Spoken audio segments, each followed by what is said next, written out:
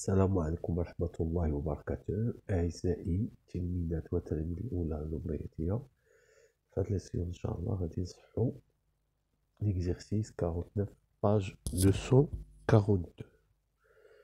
Donc la question est à étudier les variations de la fonction f dans chacun des cas suivants. Alors les cas, le premier cas où on donne la fonction f de x est égal à 1 moins cos x, 1 plus cos x, et l'intervalle, étudier les variations sur l'intervalle moins pi. Alors, premièrement, il faut justifier d'abord pourquoi la fonction est dérivable sur cet intervalle. Maintenant, les théorèmes les variations et la dérivée supposent que la fonction est dérivable sur cet intervalle. Alors, d'abord, commençons par le domaine de définition de notre fonction f. Le domaine de définition, c'est tout simplement x tel que cos de x, 1 plus cos de x différent de 0. C'est-à-dire, x appartient à R tel que cos x différent de moins 1. Alors, cette équation cos x est égal à moins 1 sur le cercle trigonométrique est représenté par un seul point. C'est le point pi. Donc, cos x est égal à moins 1, c'est seulement si x égale à pi plus 2kp avec k appartient à z. C'est-à-dire x est égal à 2k plus 1 fois pi avec k appartient à z. C'est-à-dire x est un multiple de impair de pi. Donc df, c'est l'ensemble des réels tel que x n'est pas un multiple impair de pi. C'est-à-dire R privé de la suite suivante, pi, 3pi, 5pi, infini, voilà, moins pi, moins 3pi, etc. Voilà. Donc on voit tout de suite que notre fonction f est bien définie sur cet intervalle. Pourquoi elle est dérivable? C'est le quotient de deux fonctions dérivables. Alors on a f, on a la fonction 1 moins cos x et la fonction 1 plus cos x sont dérivables sur R. Ils n'ont aucun problème de dérivabilité. En plus, quel que soit x appartient à l'intervalle moins pp qui nous intéresse, j'ai toujours 1 plus cos x différent de 0. Donc je peux affirmer, là, on peut raisonner, rédiger ceci comme ça, comme f de x c'est le quotient de ces deux fonctions, alors f est dérivable sur l'intervalle i est égal à moins pi.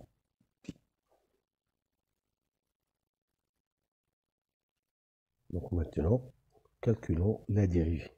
Alors f' de x, alors je vais utiliser la formule de dérivation de quotient. Donc c'est la dérivée du numérateur fois le dénominateur moins le numérateur fois la dérivée du dénominateur. Le tout divisé par le dénominateur au carré. Alors ceci va vous donner, c'est la dérivée de 1 c'est 0, moins reste à l'extérieur de la dérivation. La dérivée de cos c'est moins sin, donc c'est plus sin de x facteur de 1 moins cos x, 1 plus x, pardon, moins 1 moins cos x, la dérivée de 1 c'est 0, la dérivée de cosinus c'est moins sin. Le tout divisé par 1 plus cos x, le tout au carré.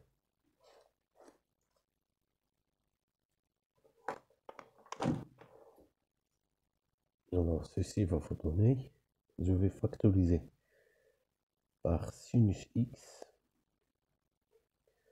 c'est 1 plus cos x, moins ça donc plus, c'est 1 moins cos x, le tout divisé par 1 plus cos x, le tout au carré. Donc ceci va vous donner, c'est 2 fois sinus x sur 1 plus cos x, le tout au carré.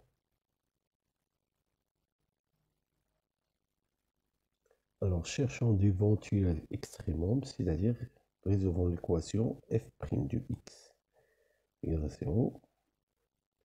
Alors, ceci est équivalent à sinus x sur 1 plus cos x, le tout au carré égale à 0, ce qui est équivalent à sinus x égale à 0.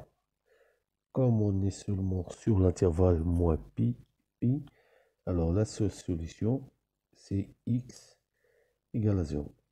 Voilà, justifie ceci, x est seulement dans l'intervalle moins pi. Alors maintenant, étudions le signe. Comme le dénominateur de la dérivée, c'est 1 plus cos x strictement positif pour tout x appartient à moins pi, le signe de f' de x est celui de sinus x. Alors, nous savons comment déterminer le signe sur l'intervalle moins pp en utilisant le cercle trigonométrique. Alors, moins pp, il représente tout le cercle, c'est-à-dire je pars de moins pi jusqu'à, je reviens à pi. Donc le sinus, il est positif sur cet arc-là, qui est l'arc 0 pi. Alors j'ai f' de x est positif, c'est seulement si sinus x est positif, c'est seulement si x est dans l'intervalle 0 jusqu'à pi. Et j'obtiens le tableau suivant. F' de x, f de x, moins pi, non défini en ces deux points. Alors 0, sur l'intervalle 0 pi, il est positif. Sur l'intervalle moins pi jusqu'à 0 serait négatif. Donc notre fonction, il est décroissante, puis il est croissante. Et l'image de 0, c'est 0. Je peux même déterminer les limites à droite et à gauche en moins pi et pi. Par exemple, la limite en pi moins de f de x, c'est la limite quand x tend vers p moins 1 moins cos x sur 1 plus cos x. Et là, si je calcule la limite de ce numérateur, ça donne 2. Et là, c'est 0 avec 0 plus. Pourquoi? Car quel que soit x, j'ai toujours cos x supérieur ou égal à moins 1 implique 1 plus cos x positif. Donc ceci, c'est 0 plus, donc c'est plus l'infini. De même, la limite en moins p plus, ça donne toujours plus l'infini. Donc c'est plus l'infini, plus l'infini.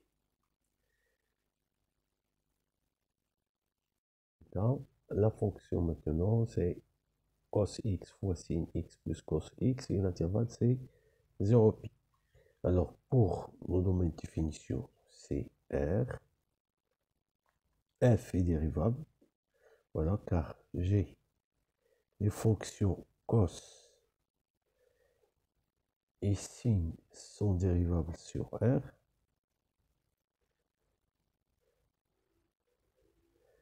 et par règle d'addition et de multiplication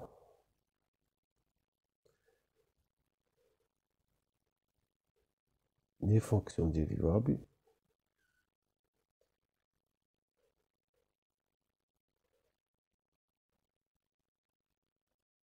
on a f est dérivable sur R. Donc aucun problème de dérivabilité. Voilà. Car j'ai ces deux fonctions. Ces deux fonctions sont dérivables. Donc par la règle d'addition des fonctions dérivables, cette fonction dérivable, puis par la règle de la multiplication, j'obtiens f est dérivable. Alors maintenant, calculons f' de x. Je vais utiliser la formule de dérivation de produit. Donc c'est cos prime fois sin x plus cos x plus cos x fois sin x plus cos x prime. Ceci va nous donner moins sinus x plus cos x plus cos x facteur. Ici, c'est la dérivée de sinus, c'est cosinus. La dérivée de cosinus, c'est moins sinus. Alors, on va développer, c'est moins sinus au carré x plus, ou bien c'est moins sinus x cos x, puis cos carré x moins cos x sinus x. Alors le but c'est étudier le signe de f' de x. Alors déjà, je reconnais des formules trigonométriques dans cette expression. C'est on rassemble cos carré moins sin carré x moins 2 fois sinus x cos x. Là, c'est cos 2x moins sinus 2x. Alors, pour étudier le signe de cette fonction, il est simple de la réduire en une seule fonction trigonométrique en factorisant par la racine carrée des sommes des carrés des coefficients. Alors, le coefficient ici, j'ai 1 et moins 1. 1 au carré plus ou moins 1 au carré, c'est 2. Donc, je vais factoriser par racine de 2. C'est 1 sur racine de 2, cos de 2x, moins 1 sur racine de 2, sinus de 2x, qui est égal à racine de 2. Là, j'ai cos de 2x, cos de pi sur 4, moins sinus de 2x, sinus de pi sur 4. C'est racine de 2, cos de 2x plus pi sur 4.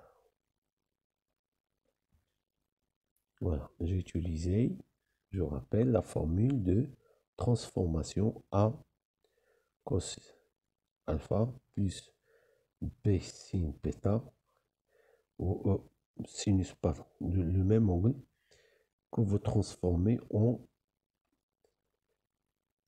une seule fonction trigonométrique, racine de A carré plus B carré, sinus ou bien le cosinus, selon votre choix, de alpha plus un angle bêta. Voilà, maintenant nous allons d'abord chercher d'éventuels extrémaux. Alors f' de x égale à 0, si seulement si, cos de 2x plus pi sur 4 égale à 0. Alors, le cosinus s'annule au point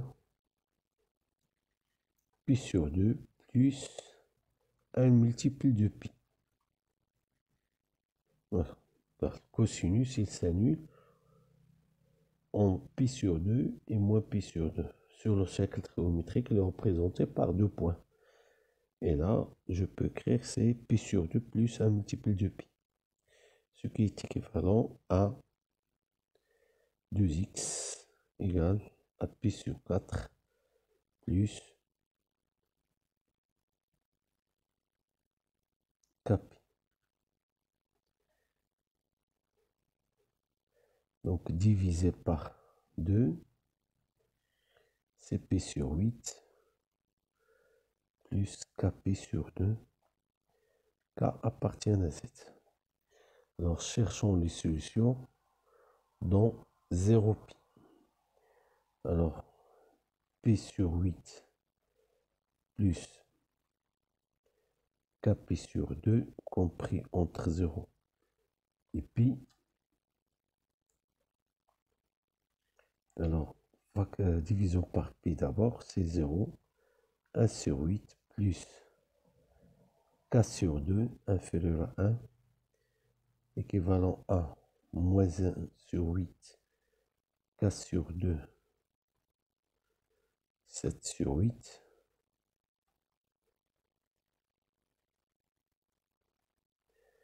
en multipliant par 2,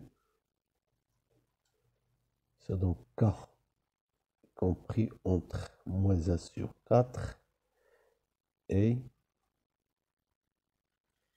7 sur 4. Alors les entiers qui sont dans cet intervalle, c'est 0 ou 1.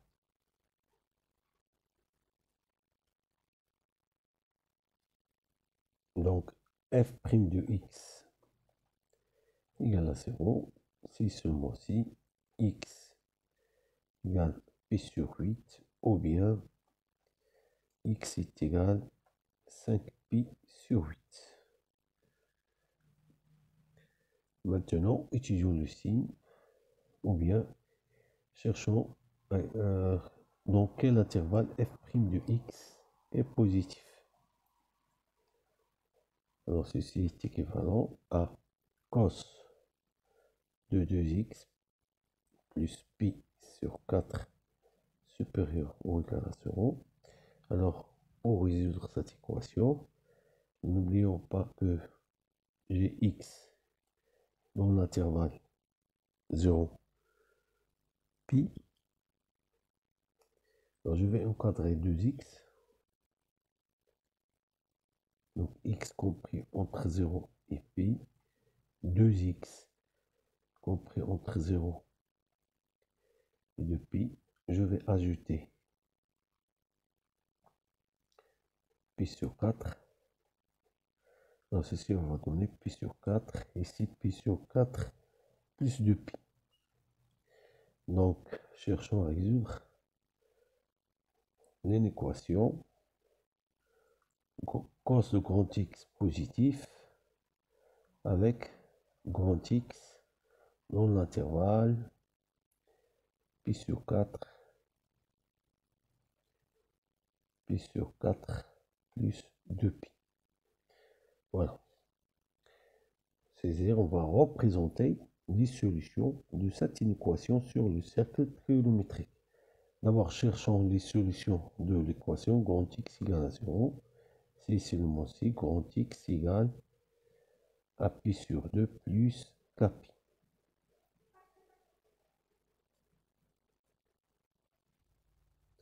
Alors, pour représenter les solutions de cette inéquation, voilà, c'est ce qu'on fait en général. On transforme Une équation trigonométrique de départ à une équation très simple, cos x supérieur ou égal à 0. D'abord, il faut représenter l'intervalle sur lequel il varie. Alors, grand X appartient à pi sur 4 à l'intervalle pi sur 4 plus pi sur 2 pi. C'est-à-dire c'est le cercle entier. Parce qu'on part de pi sur 4, puis on revient à pi sur 4 plus 2 pi, le même point. Alors, je vais chercher à quel arc correspond cette équation. Le cos est positif, donc le cos est positif sur cet arc.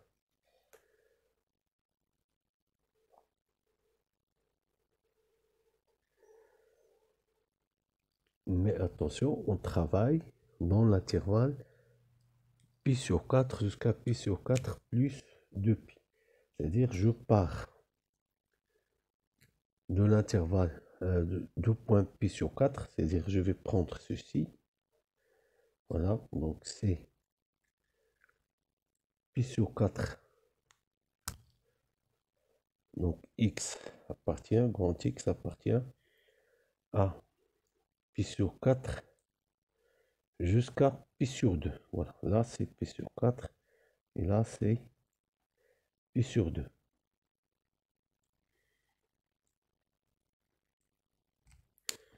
Puis de la union, l'intervalle représenté par cet arc. Mais ici, on doit augmenter. Voilà, les valeurs de x augmentent. Donc, union, l'intervalle ici, ce point représente 3 pi sur 2. Et on vient à pi sur 4 plus 2 pi, qui va vous donner 9 pi sur 4. Voilà.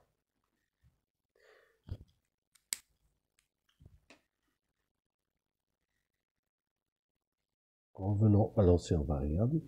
Donc, x est égal à 2x plus pi sur 4. Alors, x appartient à 0, pi sur 4.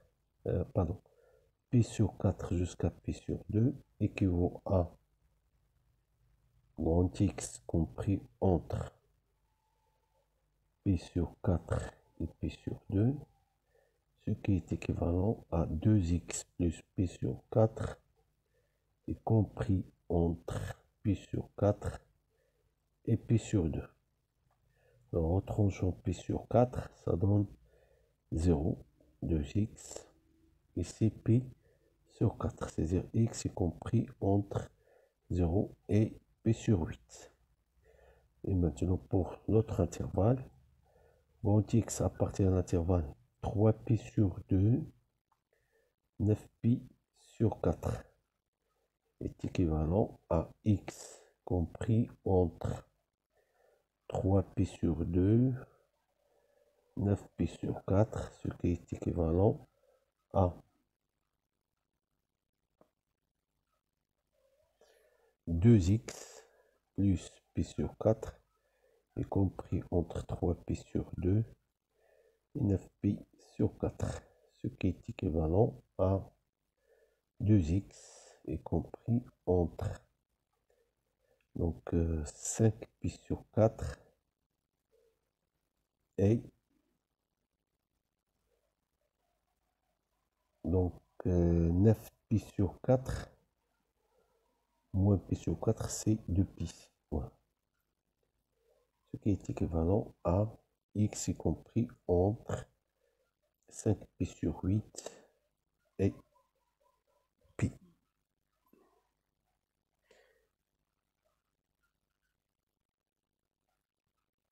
Alors, le tableau de variation.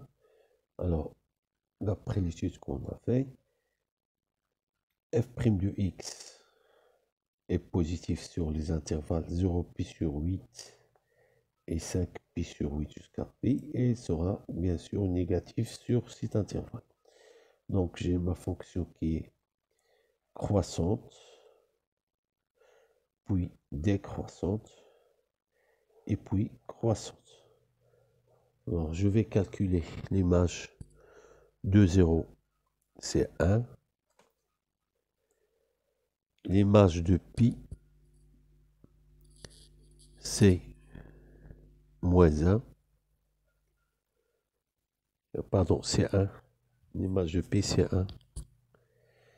Il me reste les images de pi sur 8 et 5pi sur 8. Alors, je ne peux pas les calculer directement, mais en transformant, en utilisant les formules trigonométriques, j'ai f de x est égal à cos x fois sin x plus cos x. Alors, si je développe, j'obtiens cos x sin x plus cos carré x. Donc, je peux la transformer en sinus de x sur 2. Et ceci, c'est 1 plus cos de x sur 2. Et donc, l'image de pi sur 8, c'est sinus pi sur 4 divisé par 2, plus 1 plus cos pi sur 4, le tout divisé par 2. Donc, c'est racine de 2 sur 4, ici plus racine de 2 sur 4, ça donne racine de 2 sur 2, plus 1 demi. Donc, 1. Donc ceci va vous donner racine de 2 plus 1, le tout sur 2. Pour l'image de 5pi sur 8, alors ceci va vous donner sinus de 5pi sur 4, le tout divisé par 2, plus 1 plus cos 5pi sur 4, le tout sur 2, ceci va vous donner racine de 2 moins racine de 2 plus 1, le tout sur 2. Donc là, moins racine de 2 plus 1, le tout est sur 2. Et voilà le tableau de variation de la fonction f. Troisième cas, f de x égale à cos de 2x plus sinus de 2x. Et l'intervalle, c'est i est égal à 0, pi sur 2. Alors, aucun problème de dérivabilité. Le domaine de définition, c'est R. F est dérivable sur R, somme de deux fonctions dérivables, car ces deux fonctions sont dérivables. Donc, nous allons calculer f' de x. C'est dérivé de cos de x plus dérivé de sinus de x. Alors, rappelons la formule de dérivation. Le composé d'une fonction affine par une fonction dérivable. C'est g de ax plus b. J'ai à dériver cette formule. Donc, c'est a fois g' de ax plus b. Alors, appliquons ceci. Ceci va vous donner f' de x. C'est 2 fois. La dérivée de cosinus, c'est moins sinus de 2x plus la même chose ici. 2 fois dérivée de sinus, c'est cosinus. Et ceci va vous donner moins 2 sinus de x plus 2 fois cos de 2x. Ceci, je peux factoriser par 2. Cos de 2x moins sinus de 2x. Et grâce à la transformation que j'ai déjà utilisée, en factorisant par racine de 2, j'obtiens 1 sur racine de 2 cos de 2x moins 1 sur racine de 2 sinus de 2x. Ce qui est équivalent, pardon, ce qui est égal plutôt à 2 racines de 2, comme avant, c'est 2x plus pi sur 4.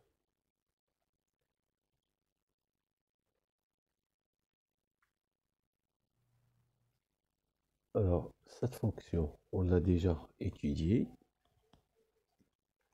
Voilà, donc j'ai ce mot-ci, je vais restreindre le signe à 0, pi sur 2, j'ai ici pi sur 8,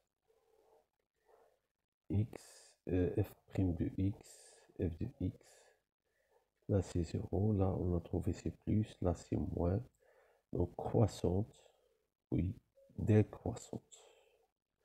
L'image de 0, c'est 1.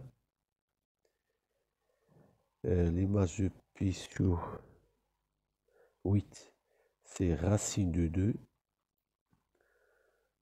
Voilà, parce que c'est cos pi sur 4 plus cos pi sur 4. L'image de pi sur 2, c'est 1. On aura dû remarquer ceci, car c'est pourquoi ça donnait la même chose. Car dans le premier cas, on a cos x, sin x fois sin x plus cos x. On a démontré qu'il est égal à 2 fois facteur, pardon, 1 demi cos de 2x plus sinus de 2x moins 1. C'est ça, je pense. Oui, c'est plus 1 ici. Donc, c'est normal qu'on a les mêmes variations que la première ou bien la deuxième fonction. Alors, quatrième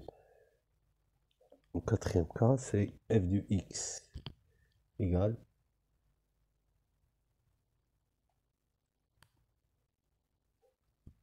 à sinus x plus 1 demi sinus 2x plus 1 tiers sinus 3x et l'intervalle i est égal à 0 jusqu'à pi. Alors, pas de problème de définition ni de dérivabilité. Notre fonction dérivable sur R tout entier. Alors, calculons f' de x. Dans la dérivée du sinus, c'est cosinus. Alors là, laissons un demi à l'extérieur de la dérivation. Dérivée de sinus 2x. De même pour un tiers, dérivée de sinus 3x.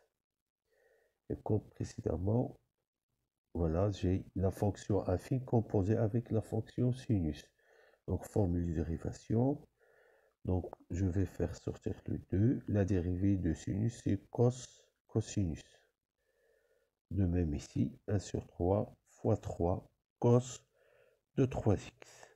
Donc, on va simplifier. Ceci va vous donner, c'est cos de x plus cos de 2x plus cos de 3x.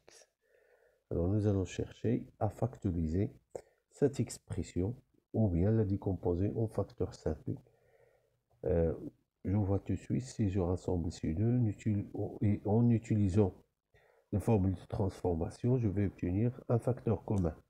Car si vous faites la demi-somme de ces deux angles, vous trouvez que c'est 2x. Donc, je vais rassembler ces deux-là, cos x plus cos 3x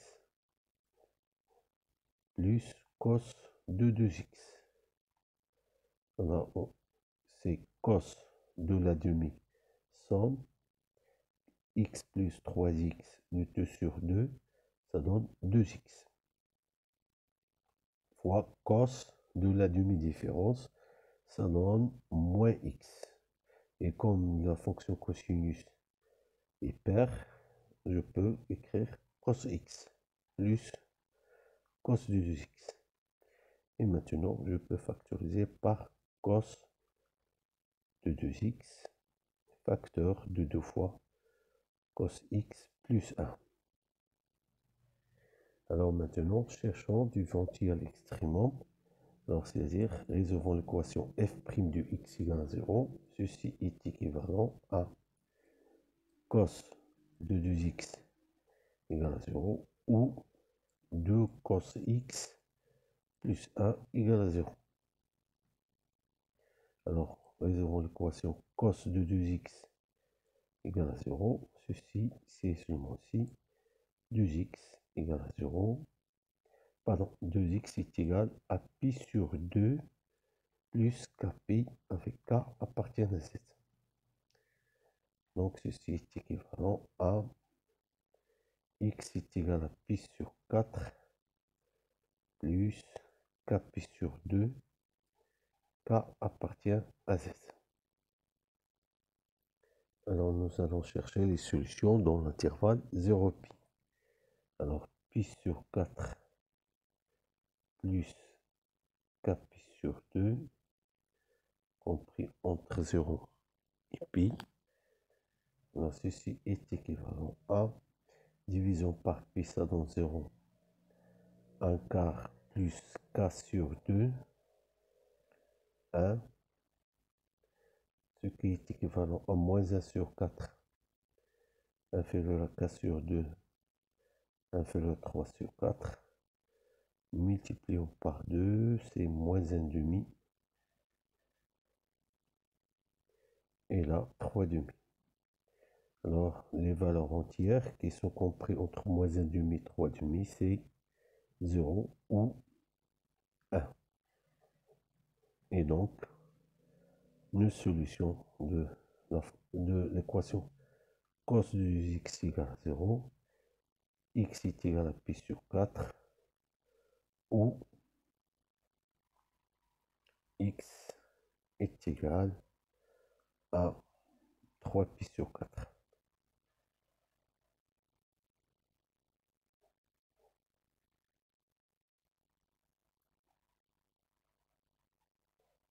L'autre équation, 2 fois cos de x, pardon, plus 1 égale à 0, c'est seulement ci.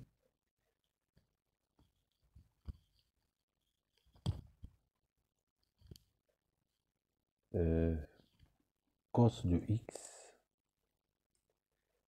égale à moins 1 demi, ce qui est équivalent à cos x est égal à cos de 5 pi sur, pardon, 2 pi sur 3.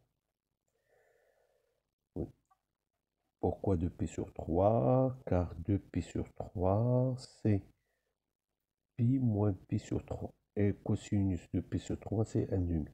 Et comme on est sur l'intervalle 0pi, il y a une seule solution, c'est 2pi sur 3. Voilà, sur l'intervalle 0pi, la fonction cosinus, elle est injective. C'est-à-dire, si vous prenez n'importe quelle valeur de cosinus, vous avez un et un seul angle. C'est-à-dire les mêmes bijectifs. De 0pi à moins 1, 1. Et comme 2pi sur 3, c'est l'unique angle entre 0 et pi qui est égal à moins 1 demi. Son cosinus est égal à moins 1 demi. Donc x est égal à 2pi sur 3. Inutile de faire la méthode d'encadrement. Alors, on a trouvé f' de x égale à 0. C'est seulement si j'ai trouvé 3 éventuels extrémement. Pi sur 4 ou 3 pi sur 4 ou 2 pi sur 3. Maintenant, nous allons étudier le signe de chacun des facteurs. Alors, je rappelle qu'on a trouvé f' de x est égal cos de 2x facteur de cos x plus 1. Alors, je rappelle, les fonctions trigonométriques ne sont pas comme les autres fonctions algébriques. Alors, qu'est-ce qu'on fait? On fait un tableau de signes qui contient le facteur cos de 2x étudié sur l'intervalle 0pi et le facteur 2 cos x plus 1 étudié sur 0pi. Alors, comment déterminer les signes? Il faut étudier chacune des inéquations. Alors, on va étudier cos, le facteur cos de 2x, tout seul. Alors, cos de 2x, d'abord égal à 0, on a trouvé que x est égal pi sur 4 ou x est égal à 3pi sur 4. Alors, cos de 2x supérieur ou égal à 0. Donc, il faut faire le changement de variable. Grand X est égal à 2x. Et vous trouvez grand X, il décrit l'intervalle 0 jusqu'à 2pi. Et l'équation cos de x supérieur ou égal à 0.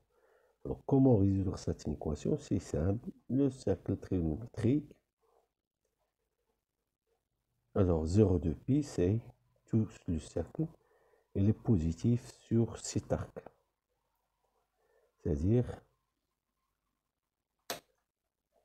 vous avez la réunion de ces deux arcs. Là, c'est de 0 jusqu'à pi sur 2, et puis de 3pi sur 2 jusqu'à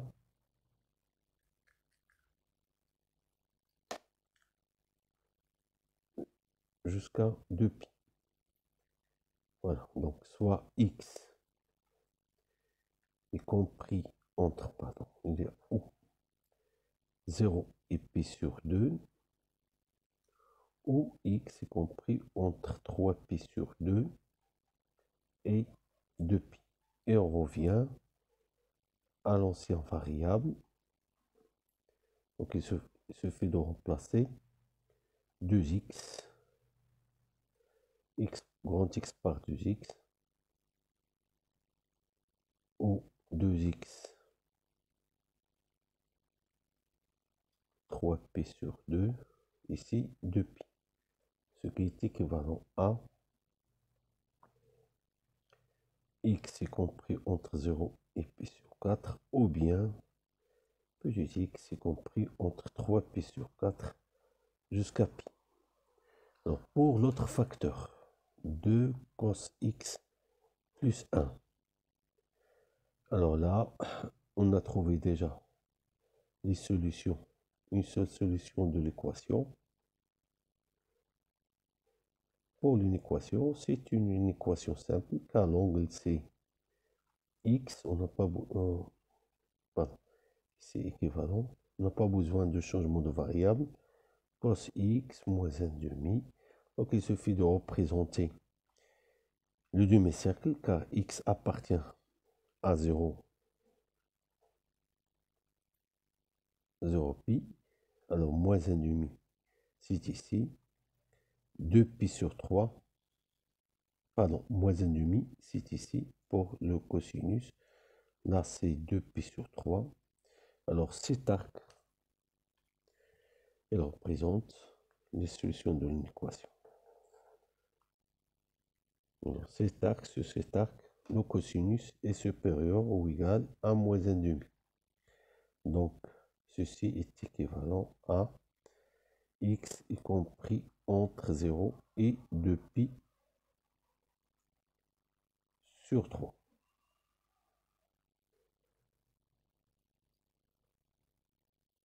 Alors d'abord, il faut faire un tableau de signes de f' de x. Voilà. Donc il faut mettre les facteurs qu'on a étudiés. Cos de 2x, et puis 2 fois cos x plus 1, puis f' de x, qui est le produit de ces deux facteurs. Alors x, donc on a x varie de 0 jusqu'à pi. Alors là, les solutions qu'on a trouvées, c'est, il faut les mettre dans l'ordre croissant. Pour cette équation, cos de 2x égale à 0, nous avons trouvé les solutions x est égal à pi sur 4 ou x est égal à 3pi sur 4. Et 2 cos x plus 1 égale à 0, c'est seulement si x est égal à 2pi sur 3. Donc, j'ai pi sur 4 d'abord, puis 2pi sur 3, et finalement 3pi sur 4.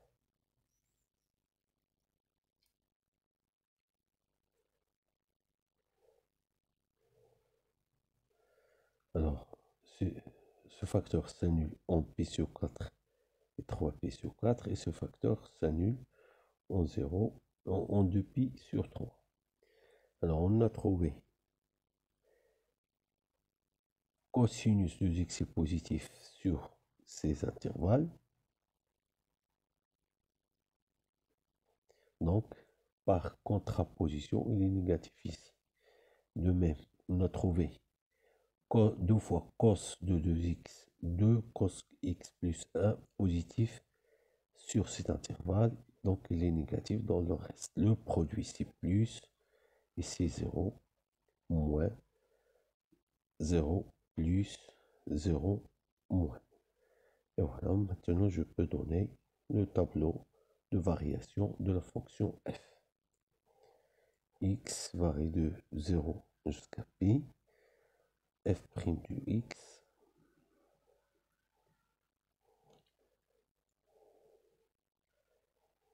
f de x, donc là, pi sur 4, 2pi sur 3, 3pi sur 4, ici 0, 0, 0.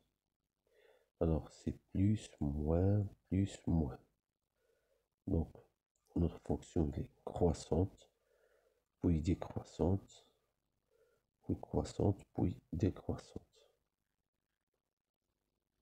En calculant les images de pi sur 4 et de pi sur 3, 3pi sur 4, on obtient le tableau suivant.